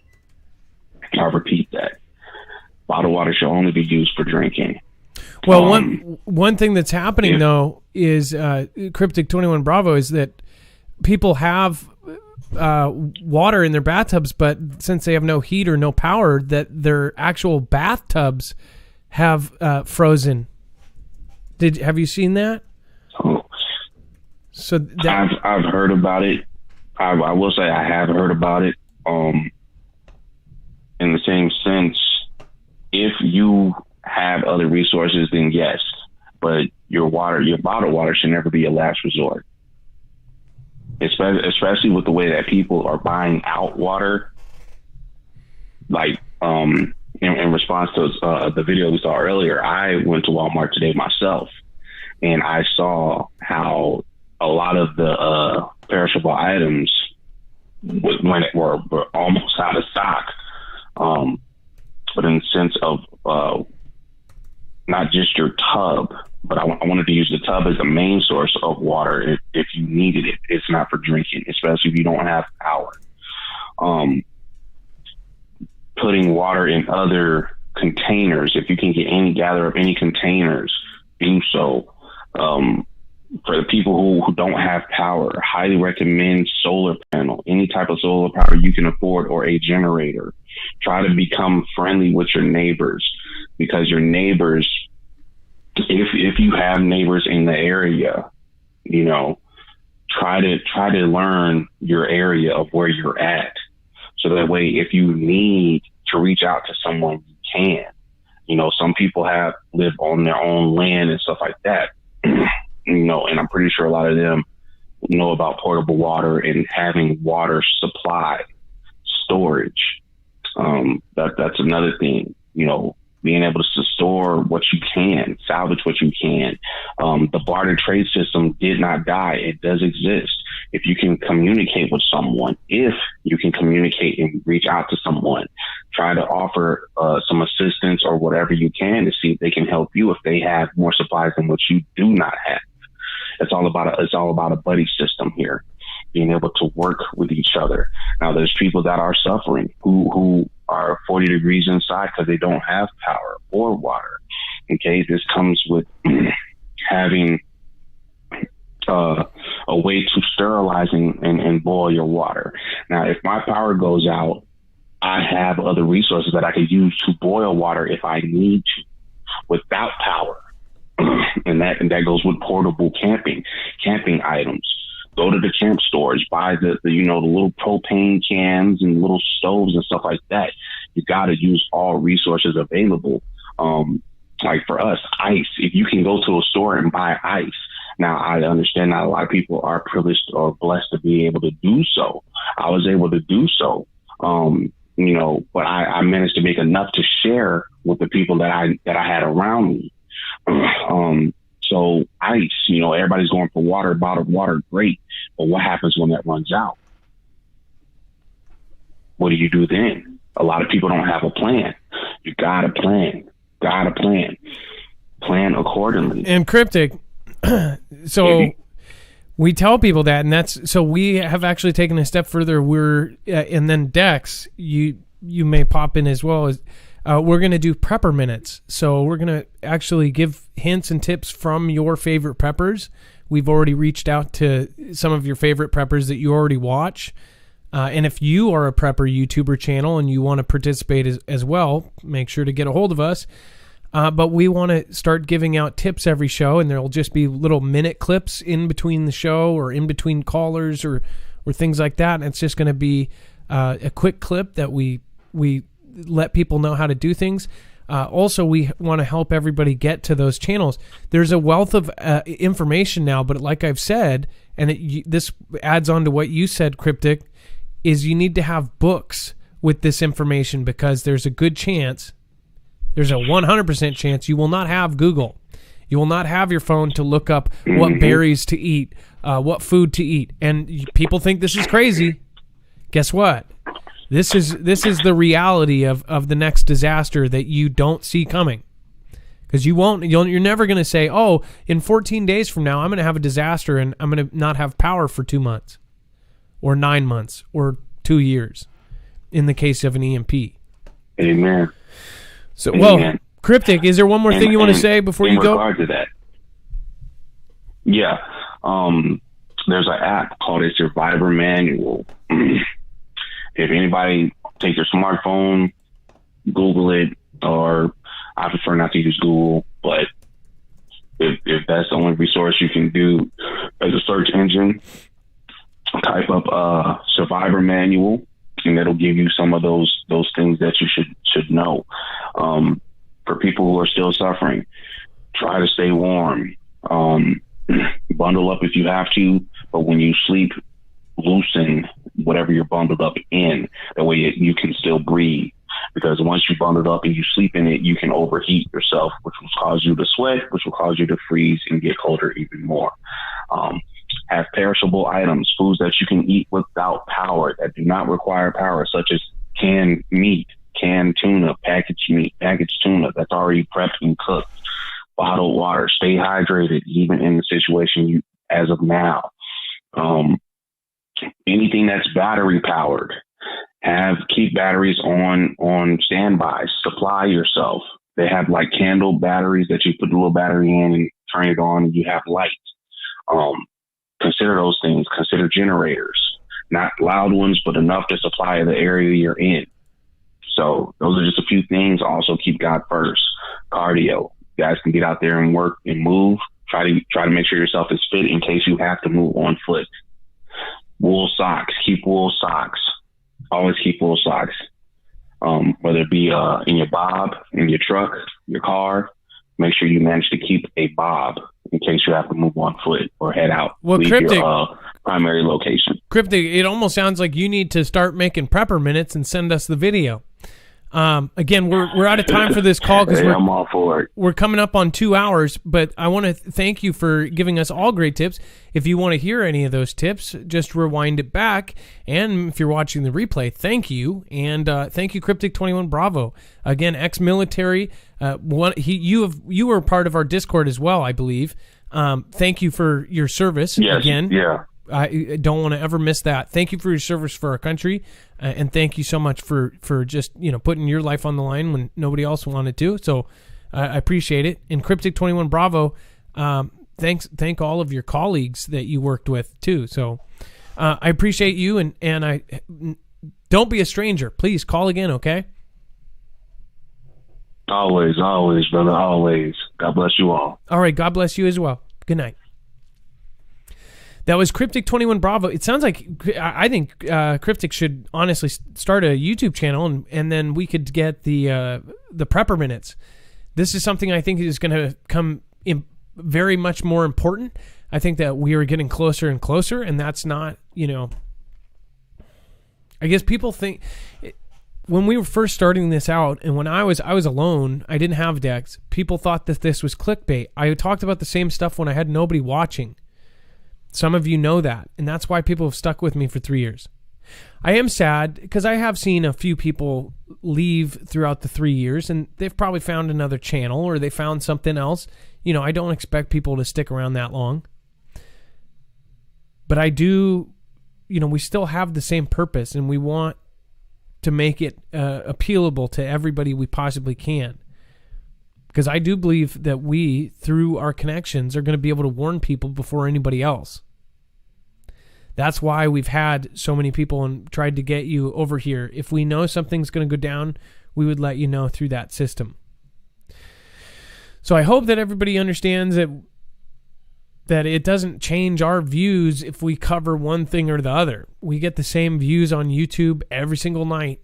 I mean, we've basically had a cap put on us, so it doesn't matter what we do. It doesn't, there's no blowing up once you get capped. So I do appreciate everybody that's here, and I appreciate those that are loyal, that have been here for a long time, like Able Bodied, like West Virginia, like Bones, like Rip Curl. All of you guys are awesome. Kind of missing, though, some of the people. Where some of these people have just disappeared. The old school Foogles. Kind of sad. JMac7, thank you for following. Make sure to welcome. Oh no, Ack missed almost all of the show. Says Peaceful Waters. I actually called you out earlier. I said thank you for offering to help and trying to help with my brother-in-law. That was really nice of you. Unicorn Forest, Geisy, Nelly 14, Maui Racing Realtor. I appreciate you as well. Gone Girl, Geisy, Vault 111. Great show, Marf. Good job, mods. Thank you. And Saudi. Okay, now we have Greece, Athens, Greece. We have Israel and Saudi Arabia hit by rare blizzard as snow covers areas around the world. These camels are taking their lumps in Saudi Arabia, which was hit by a blizzard on Thursday, according to a report. The dreary dromedaries, with their humps resembling snowy mountains, were captured on video gazing around their surroundings during the surreal storm. Meanwhile, residents of Tabuk and adjoining mountainous region enjoyed the winter wonderland as the popular holiday destination was soaked with snow. It says residents and tourists, including some who drove from the UAE, flocked to the area to enjoy the weather, which is an annual phenomenon according to Al Arabiya. It says the winter season the kingdom is called Kashta, or season for camping. It says Thursday's high in Saudi Arabia were 56 degrees Fahrenheit with a low of 36 degrees in Tabuk. It says on Wednesday, snow also blanketed parts of Syria, Lebanon, and Israel, covering areas it has not reached in years. Isn't that wild, Dex? We've got snow in Israel and all of these crazy places. Yeah, and I just grabbed the camel picture if you want to see it. It's like camels with snow on them. It's in a screener. But yeah, this is nuts. I mean, these are, what's going on with this weather and what's causing it, or who, if it is a who, but what is causing this strange, winter blast to happen in locations it's never happened before, right? Or it's never happened at this level. Look at this. Oh, man, what the heck? Bam. Look at that. If that doesn't say end times, I don't know what does.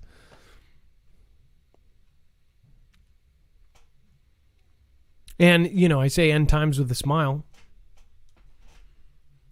Because honestly, I mean, I guess I guess I have my faith. I'm kind of like, just get it over with. Let's do it. I pray for safety for all of you guys. Vault 11, thank you. Oh no, Ack, again, I'm so sorry you missed that. Virtual Anna, thank you so much for being here tonight. Cool Boomer 56. I'm turning into a cool boomer. My eyes are going. Kimberly Clemens. It's a who causing it. Yeah, same who that's going to take care of all of us with the DNA altering stuff. Kimberly Clemens, you're totally right. Mercer 1, ears up. Chaos in the ER. Been here a couple years. Still love you. Well, thank you guys. I know that everybody, there's other people on YouTube. So much I want to say on a different... We need to just do a chat show because I want to talk about some of the stuff regarding like DLive and things like that.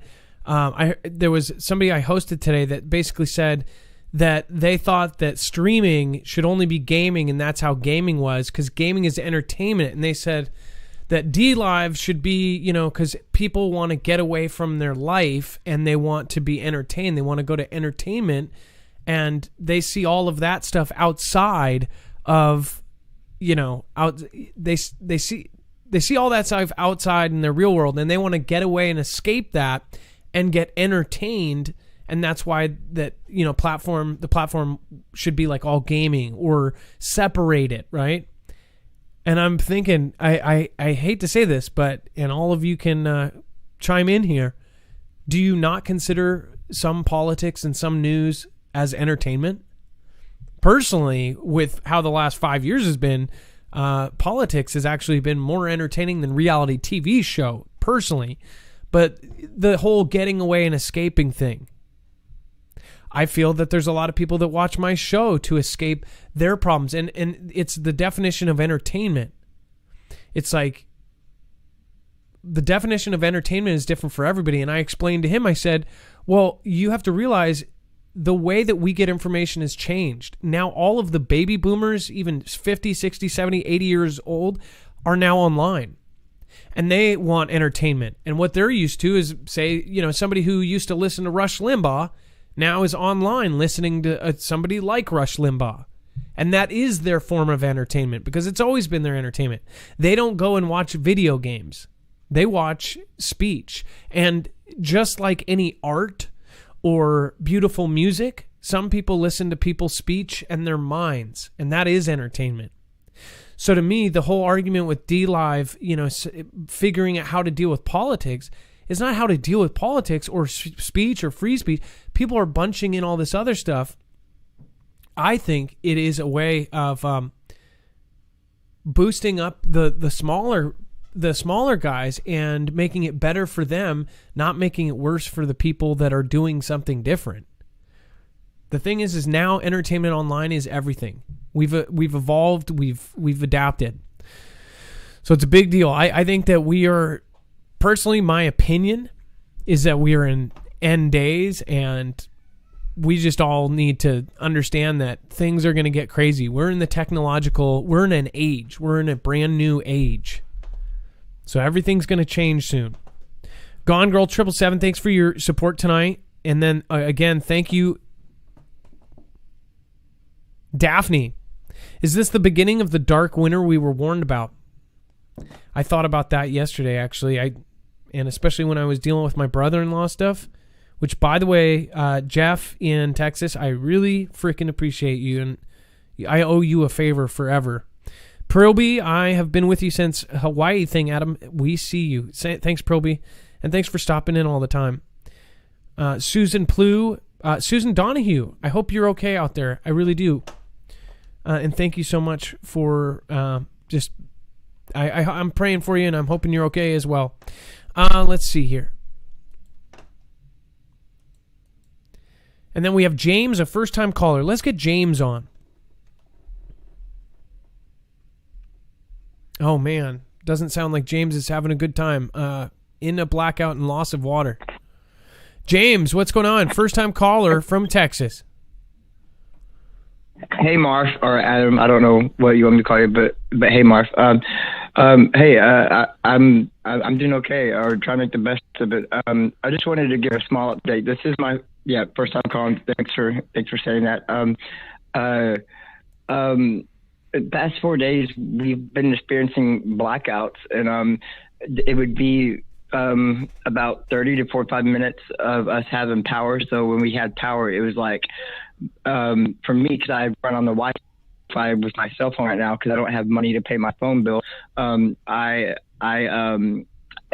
needed to make calls, I would make calls. I would watch my YouTube shows.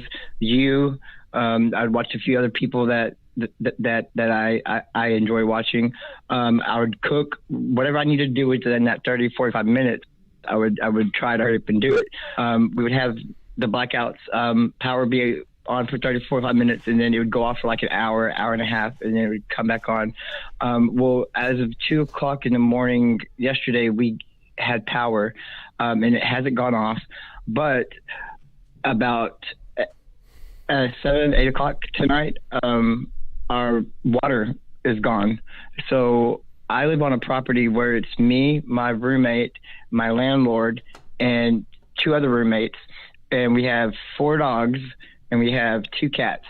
So I have been going outside and collecting snow to have for water because I just don't know what else to do. I mean, my landlord, she's a prepper. She has stuff on stock. and she works at a grocery store, but her grocery store is very depleted. And so are the other grocery stores around. The girl that lived in Godley that called earlier, she doesn't live too far from me. She lives about 15 minutes. I don't know her, but she lives about 15 minutes away from me. I live in Venus, Texas. Venus, like the planet, but there is a Venus, Texas. If you don't believe it, we're about 45 minutes away from Dallas, 45 minutes away from Fort Worth.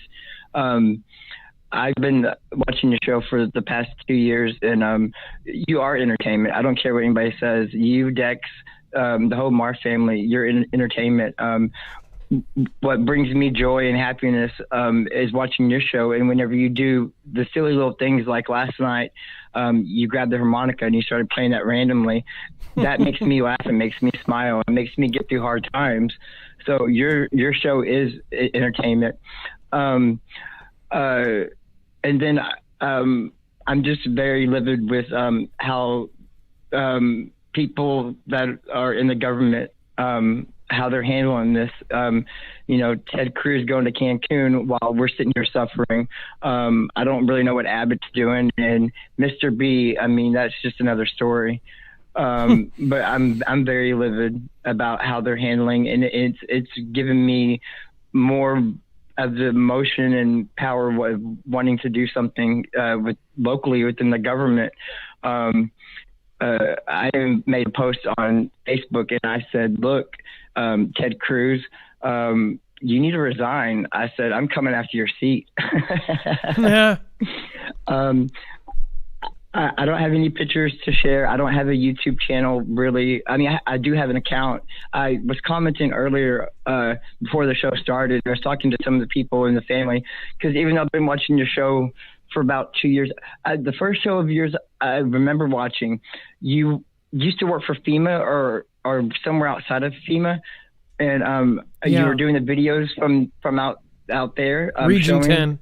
And I, huh? Region 10, yeah, the FEMA center and military base. I was outside the fence. Yeah, that was one of that's the first show that I started watching of y'all. So I think it was like 2-ish, maybe 3 years ago. But ever since then, I mean, I haven't seen every video, but I've seen most of them. And if I haven't, I try to go back and watch them. But tonight was the first night that I actually caught a live show, and that's when I was chatting, and it gave me more of the potential of I have to call in and just share my story. Even though it's not that much, I don't have videos, I don't have pictures. I do have a Facebook account. People can look me up if they want to. I am James David West Jr. in Texas. They can add me if they want to, but that's the only way of really staying in touch with me, besides if I get on and chat during the live show. But that was the only update that I wanted to say. And then the last thing I do want to say, because I want to make it short, because I know there's other callers, is that even though I had experienced this, and I'm trying to do the best that I can to help out with my landlord and everything, because I don't have a job right now, and et cetera. And I'm just trying to use the survivor skills I know and go out there and collect snow so we can have water for the dogs. Is that my heart goes out to the people that are dying, that don't need to die here in Texas, because the government is just lazy, and the politicians here are lazy, and the animals that are dying. And I don't know if it's true or not, but what I did on research of my own is that ABC News here in Texas is saying that the water, it doesn't have poison in it, but it has bacteria in it. So I don't know. That's just all that I could share. And I really appreciate the things that you do. You know, I know that you feel like all this criticism and everything, don't let it get you down. Let it lift you up in some kind of positive way, because there is people out there like me that you do touch from a long distance, and you do inspire, and you do you do a good job of what you do. I think, and kudos to you and to Dex and to your wife and to your kids. Y'all are good people, very good people. And I don't know, that's all that I have to say. And James, I'm very appreciative for you allowing me to come on the show and talking tonight. Thank you. James, I appreciate you more than you know, and for you to be here and for you to watch and for you to be one of the 30,000 plus people that watch the next day, because not everybody watches the show. It finishes with 10,000 views, roughly 8 to 10,000 people. The rest of you, like yourself, that watch the replay, I really do appreciate you, and thank you for watching those the next day. I know that you're not here during the chat, but I know that you're there out in spirit, and it's really been a really crazy time. I've run into a lot of people around everywhere I've gone. I've run into a Foogle fam member that has seen me. In fact, I just found out my sister's therapist is a Foogle fam member, and she's an amazing lady as well. It's like, there's a big heart in all of you guys, and I just really appreciate you, and you always have a spot on my channel, James, and I hope that I am praying for you to get a job, and I'm praying for you to be successful, and I'm praying that when your water gets turned off, that you and your dogs will have all plenty of water to drink and to get by on that. Thank you, James, and you have a great night, okay? Thank you, and thank you so much, Marv, and hugs, and take care. All right, you have a good night. Amen. Texas Rob says, water and electric are back. So far, so good. Texas Rob is obviously in Texas, was without power. And then we even still have people in Oregon without power for 6 days. Last night's caller was without power. By the way, speaking of my sister's therapist, I won't say anything about it, but you are awesome. And seriously, my sister, now that you're getting to know her, is an amazing, amazing woman. Just went through just so much crazy stuff when she was little. She's older than me, but I just want to say hi and thank you so much for watching. And I've heard all the nice things, and thank you so much. And I hope you can help with all of the kind of complex issues there. And all of us need all sorts of stuff right now. So thank you so much. I really appreciate you watching and watching every show. There's nothing more I can really say to everybody that has stuck around. I'm not going to make everybody happy 100% of the time. I'm not a perfect individual, but I do realize that that's probably why people watch. So thank you, and thank you. Dorothy Wright, thank you so much for your super sticker there. It says thank you. Daphne, is this the beginning of the dark winter? Got that one. Winston Dupree, I'm sorry I missed that. It says no upper deckers, please. They're funny, but might kill someone under the right circumstances. No upper deckers. That's going to hit me later, I'm sure. Hash tagger. I love it. Hash tagger. Separate. How can we find out about a Lindsay he event? Inzy he event. That one's going to have to hit me later. Hashtagger, I don't know. But I will figure it out and I'll get back to you. Trish Killen, Die Hold Foundation is a must-watch. Die Hold Foundation is a must-watch. I've never heard of it, Trish. I will check it out. Thank you so much for the suggestion. Bill I. Jean, I'm sorry I missed yours earlier. Thank you for all you do, and God bless you, Adam, Dex, and Mods. Much love and blessings. Lisa K, thank you. I really appreciate the generous support there. We are independent. We do not have a multi-channel network, so it is appreciated. Adrian Maldonado, thank you as well for the generous support. $20 super chat. That is excessive and very, very appreciated. Thank you. Sir Budrick, good thing somebody was there to film the lander landing. Multiple third-person POVs with a 12-minute time delay. What a relief. Thanks, Martians. I don't know if that's sarcasm or what, but Sir Budrick, I've seen your name here forever, and I so appreciate you being here. K Sidaway 28, thank you so much for your support tonight. Raven's Moon, thank you. I don't know why I didn't see any of this earlier. Liz LaMarche, it belongs. I don't know. Jeez, I just heard a huge boom. Miss Marf, I don't know if you're in the chat still. I hope you guys are okay. It's Balunga. Cover up for the big one coming. Evening, fam. Shout out to my DM Walken and all of those truckers out there. Hey, Liz, thanks for just saying nice things and trying to look out for everybody else. Lola Cafe, thank you. CWT Process Server. I don't know why I didn't see any of these. Thank you so much for your super sticker there. And then the final scene here, John Taylor. The only news I use, Marfoogle News. Thanks, Adam, for being who you are. You're freaking awesome. By the way, if you want to use, instead of complimenting me or Dex, you can always use the super chats to compliment somebody you know or somebody in the chat. I think that that's a really cool thing to do too. Chronically dysfunctional Jennifer Beckwith. By the way, just love your name. It reminds me of my family. Thank you. I do just really appreciate everybody helping us. We're trying to grow here. Nordic Prime. Oh, and by the way, it's random intro time. Just kidding. It's random outro time. It's actually the outro time. Dax, are you there? Hey, Adam. Yeah, I am here. Can you read the top 5 over on DLive? Yeah, certainly. Let me pull that up. Too late. No, I'm just kidding. We have JT Fugelfam in the number 1 position. Thank you, JT. And then number 2 is, of course, Gone Girl 777. And number 3 is Nordic Prince. Number 4 is Machina Opus. And number 5 is Texas Rob. Thank you, everyone. Oh my gosh, Gone Girl had to do it. She took number 1 spot. Or actually they're tied. Nordic Prince and Machina Opus says that, by the way, I saw it and I was in the middle of a call, said that my DLive has kicked a lot of my favorite people off, so not happy. I will say this, though. I think I don't think they can be 100% of the blame in this situation, because I did find out kind of what's going on here. They came down from above. They were trying to.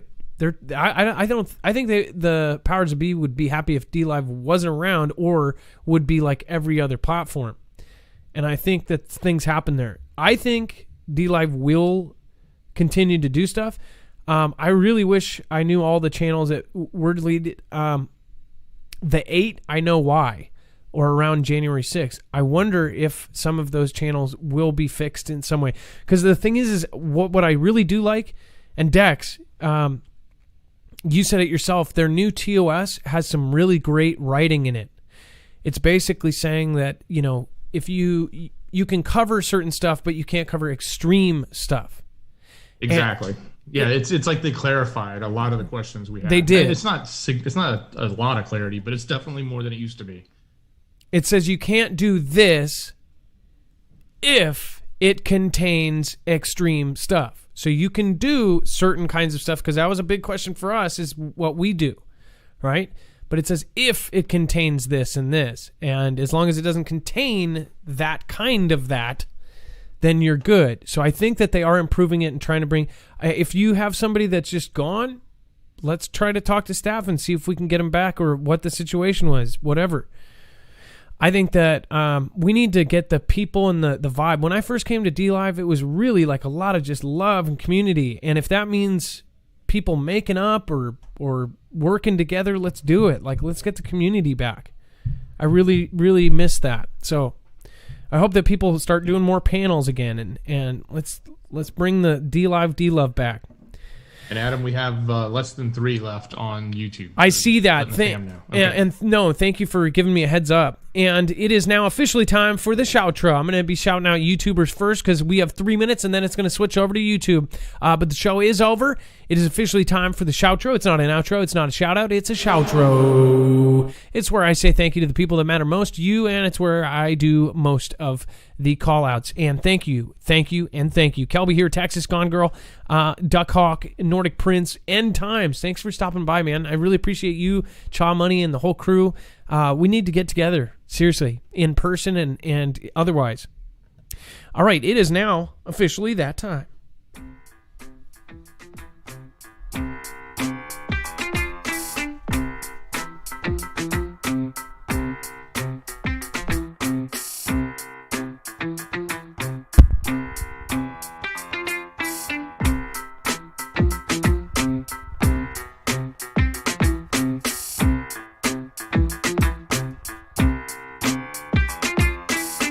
I shall be back.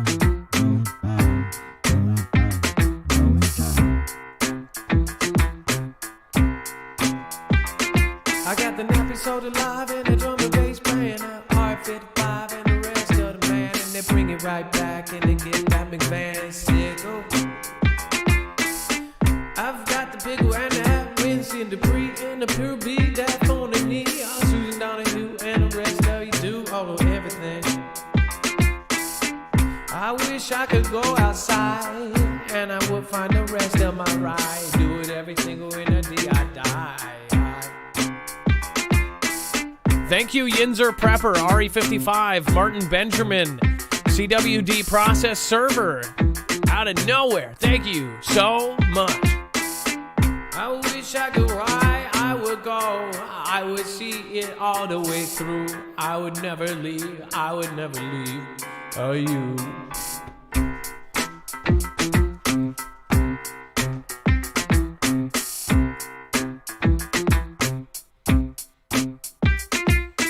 Able-bodied and